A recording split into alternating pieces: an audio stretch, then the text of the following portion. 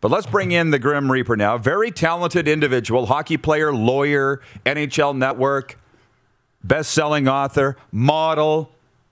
How you doing, Grimmer? What, you slipped that last one. You tried to slip that last one in on me. Who did I model for? The guy that reconstructed your face, the doctor that did that. Aren't you on all the pamphlets in his lobby?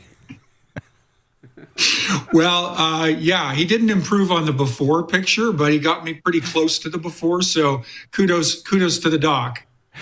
Grimmer, I'm going to dive into something I said earlier. I wanted to ask you a few questions that you wouldn't normally get. Here's one. One of our viewers in Biloxi Beach, Mississippi, texted in and said, when are the Predators going to be good again? They've been bad for so long. I'm like, weren't they just in the Stanley Cup final not that long ago? Like, what's the deal with the Preds? I don't feel like it's a downtrodden fan base, or should be. Yeah, it's an interesting question. It really is. I mean, that was a very competitive iteration of the Nashville Predators. I think we go back to 2017 as the Stanley Cup Finals versus Pittsburgh, correct? And, yep. That team, it was a bit of a surprise run. I don't really think a lot of folks had them pegged to be a Stanley Cup finalist that year.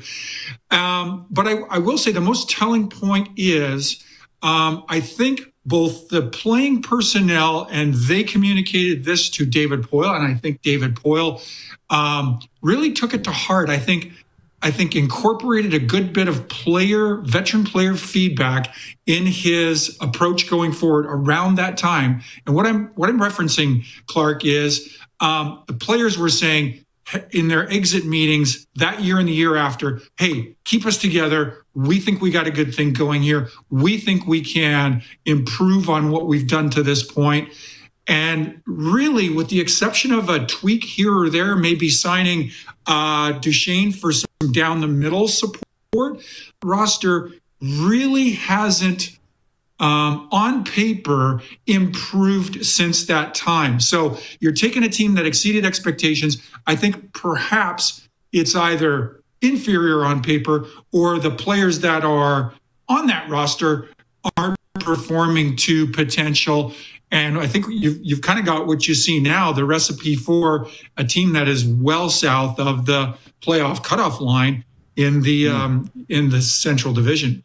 Well, and I'm not done on the Preds yet, but speaking of the South, for years they were on Fox Sports South. I think they still are with Crispy and yourself. And it seems to me, you tell me if I'm wrong or not, but the Preds kind of own that Gulf Coast area of Mississippi, Alabama, obviously Tennessee, of fans, right? They're Preds fans in that area. Have you got that sense? Have you done any traveling around that area? Like I say, they're on Fox Sports South. That's their TV network in that area.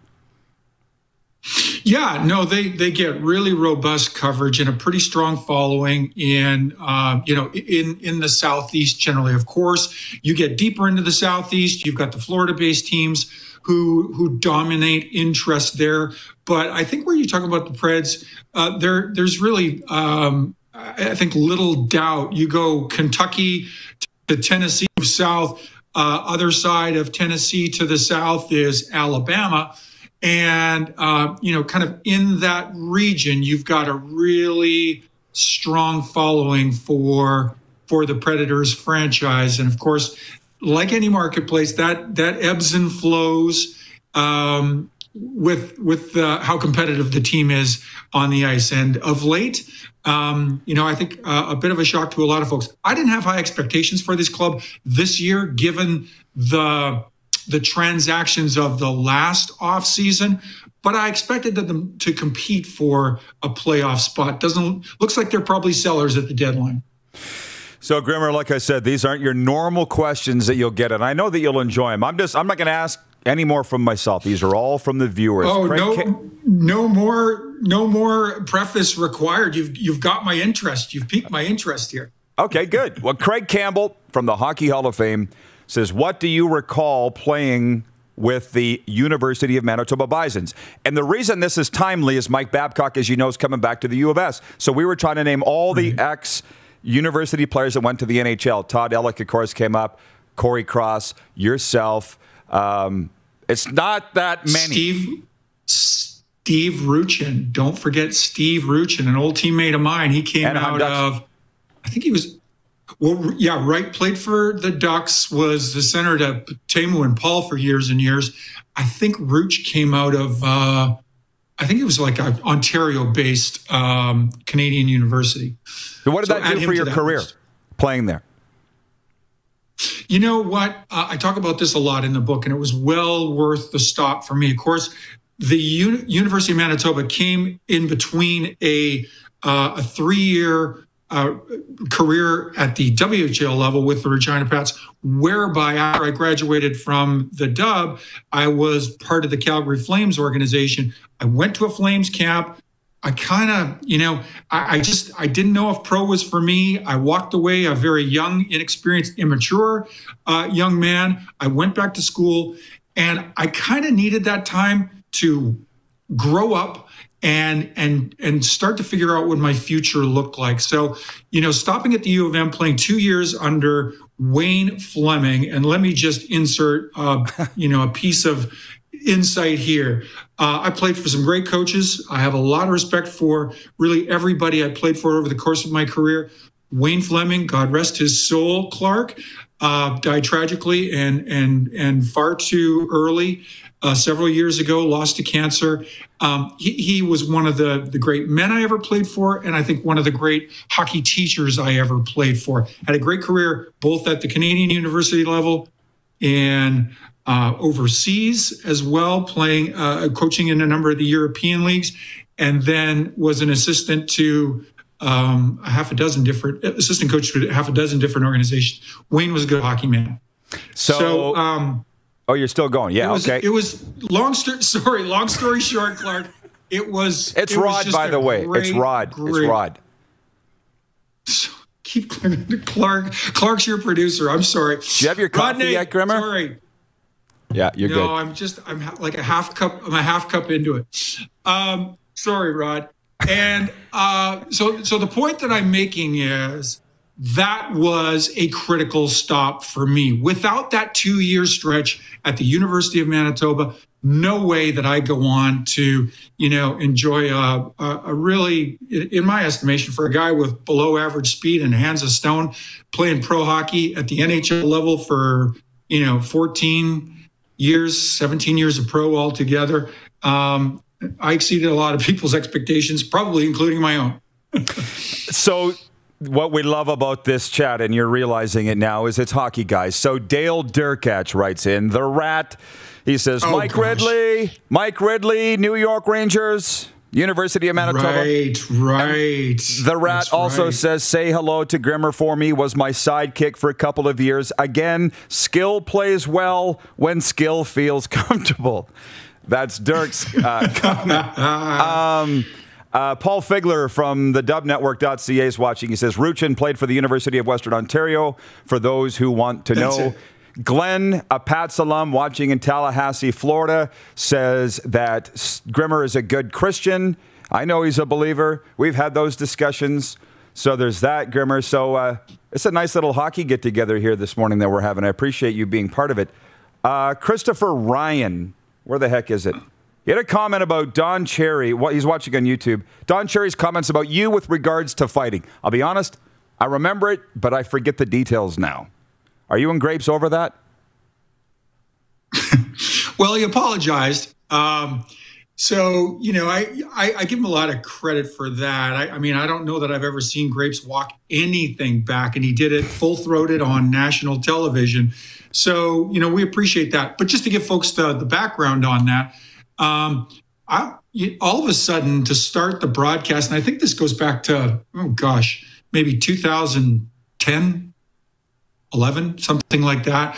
To start the season's broadcast on Hockey Night in Canada, he comes out and makes some big splashy intro saying that Stu Grimson, Jim Thompson, and Chris Nyland are all hypocrites, turncoats, and pukes. Pukes was kind of, that touched a nerve. That really got me agitated. I've been called a lot of things in my life, but puke, I've never been called anything like that before. Yep. On national television. But he called us that because we were taking this anti-fighting stance, which we weren't. I mean, Jimmy Thompson has clearly been anti-violence in hockey since he left the game. So that was, true of Jimmy. That was on the mark where Jimmy was concerned. But he kind of looped Knuckles and I in on that when we had never said anything remotely close to that.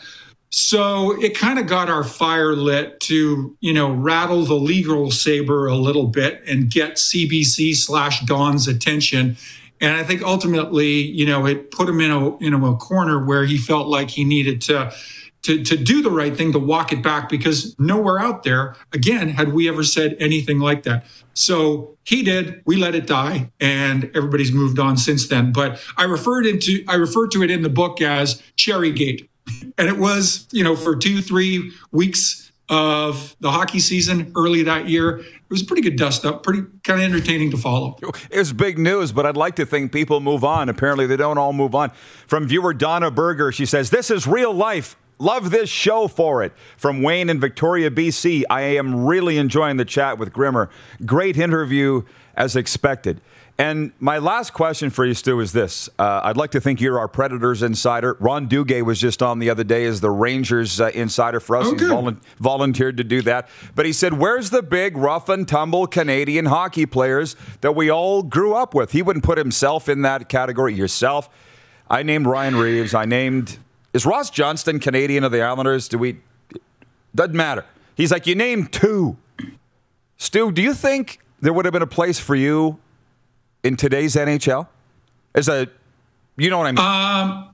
I think, I think it's a good question. I think, my answer to that, I think helps inform people of how far the game has evolved. I don't think so. I think you've got to be quicker. You've probably got to be a little more skilled on the offensive side than I was. And, here's the thing. I had a specific skill set, a specific strength.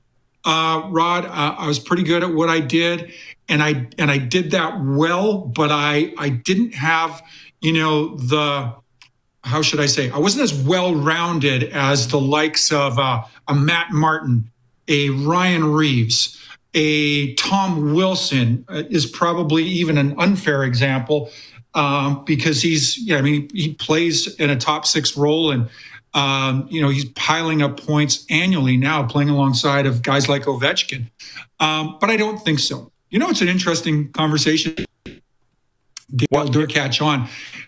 It's kind of the flip side of the equation, right? If Dale Durkach, my former centerman as a Regina Pat, if he were breaking into today's game, does he have a better chance of playing then? Because he couldn't break in, struggled to break in back in our era, the late 80s, the 90s. And I think the answer to that question is overwhelmingly yes. I would have loved to have seen Dale Durkach coming up in this era of hockey.